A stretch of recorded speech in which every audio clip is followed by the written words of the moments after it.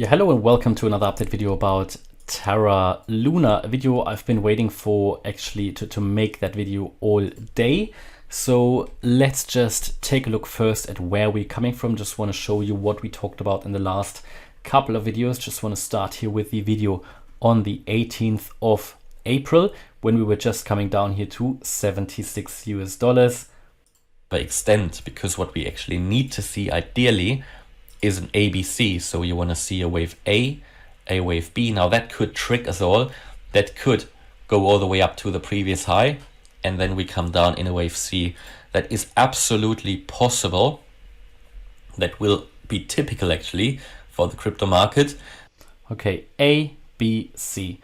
That is also what I primarily now expect. That exactly here when I made this video, that was the low of the wave A. That we are now in the wave B, but I think it's a bit too early to confirm that, but it is currently looking like that, and that we will then once more come down in a wave C and then trigger this target area. But bear in mind, what I also need to tell you, theoretically this could already be over, that downtrend that we saw, and I warned you that at the 50% FIB level at $81, that this could be a first reversal point. Because here theoretically a wave 2 can be finished. However, the structure of that wave 2, that move down here, is untypical for a wave 2 because you typically need to see this A, B, C. And I think this is playing out now. Next video from the 19th of April. So it needs to move at least to the 50% Fibonacci retracement. And again, that would be at $98. That is the minimum for a B wave. Okay, let's just take a look at where we today landed. Today, where do we come to? $97.50. So I think that counts as hitting the minimum requirement for a B wave. So what could of course now, let me take that target area out here.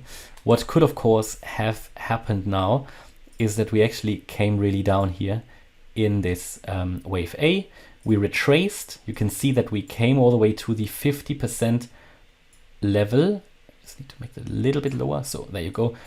That is actually the, if I make that very accurate, you can see that I actually need to bring that further down, that FIB level, that FIB, and then we will have here the 50%, and I need to bring that further down, as you can see down here.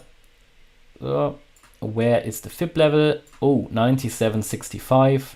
What did we do today? 97.44. Okay, so I leave that to you. If that is, you know, because I always get people saying TA doesn't work. I think TA works.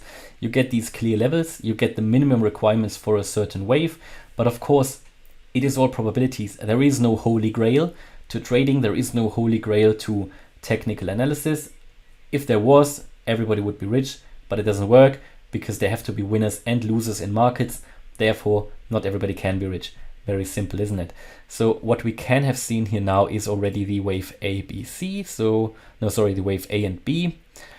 Let's just, where are we? A, B, here. Wave A, that is when I made that video. Wave B up, could be already the minimum. Wave C down. Problem I have with this, let's go to the 4-hour chart, is that a wave B itself should actually consist of a wave A, a wave B, and a wave C. So it's the fractals. Theoretically, could we see this already as A, B, C? I would have my problems with that. I think what we have seen here of this wave B is only the first wave A. We will now come down once more, in my opinion, in a wave B, and then we could come up in another wave C. That is at least how it would typically need to work out, because that this year already was the wave B possible. We reached the 50% FIB level. We could now already come down in the wave C.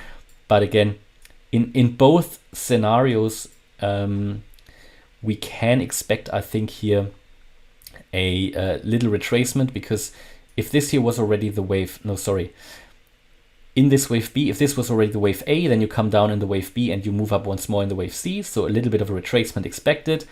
And if this was the wave B, then you come down anyway in the wave C. So looking interesting at the moment. Could this already be the move to new all-time highs? Possible, less likely, because well, we hit the target, well, we haven't hit the green target area, but we hit the minimum requirement for that wave 2. I told you that at the 50% FIB level at $81, this is a possible reversal point. That is where one of my buy orders was placed. Channel members see my buy orders, so I've secured a position already at that price. I think very good if you zoom out, $81. But I think we are now coming down once more before we will move up and finish that. Yeah, this wave B here in large certainly has a potential to go all the way up to the all-time high in a bullish environment, and it could even move a little bit above that. Yeah, that is the tricky bit here of all of this. Yeah, it could move a little bit higher than that. That is possible, an overshooting wave B, and therefore a wave B is, I dislike a wave B. I don't like wave Bs. They can make the impression of a very, very bullish environment, even though it is, well, it is sort of short-term bullish, but in the end it is just a correction. Yeah, good. And looking generally here at the indicators, for example, the MACD on the 4-hour chart, you can see here a potential bearish crossover coming. That would be in line with my expectation that we can see here a little bit of a retracement down now. Yeah, because we were also on the RSI nearly overbought, and it seems like the buyers are losing a little bit of steam. You can see here the MACD on the 1 hour already dropping down, and the RSI, the MACD on the 1 hour and the RSI going into the bearish range on the 1 hour, not yet oversold, so there is a little bit further downside potential. On the daily though, it is coming and pushing from below. This could become a bullish crossover on the daily, and if this is playing out, that could exactly confirm what I just told you, that first we might see a bit of a dip, and then we will come up and finish that wave B, because as I said, the wave B consists of an A, B, C. Yeah, so you come down first, short-term indicators, and then the daily has the power to push higher, and that might then be around the all-time high when we will get overbought again, and it will lose pressure, buying pressure. Yeah, so this is currently my view here about Terra Luna. Hopefully that makes sense, that analysis. Again, I think it shows that TA can work. It shows that the Elliott waves can work, because in the end, at the moment, it is adhering very, very nicely to this Elliott wave count. We at the time hit the wave 4 here. We hit the wave 5. We're now coming down, not exactly hit the green target area, but we already hit the level that I told you at $81. But I also primarily expect to come once more down deeper into this area. Yeah. And again, one of these examples where I think a couple of months ago, I talked about that I primarily believed that we would get into this area, that Terra Luna had not finished its correction yet. But because this move here was fairly impulsive, yeah, and we forecasted on this channel also this successful breakout of the descending wedge.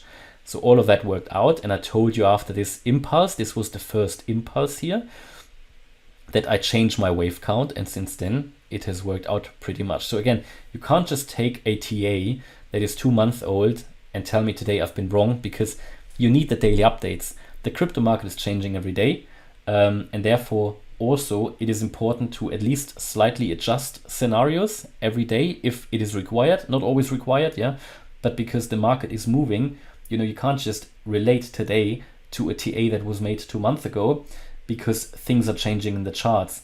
And as a trader and as a technical analyst, you have to react to that.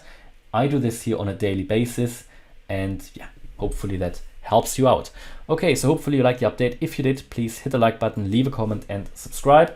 And if you really like the content, then check out the channel membership. Thanks a lot for watching. Bye-bye.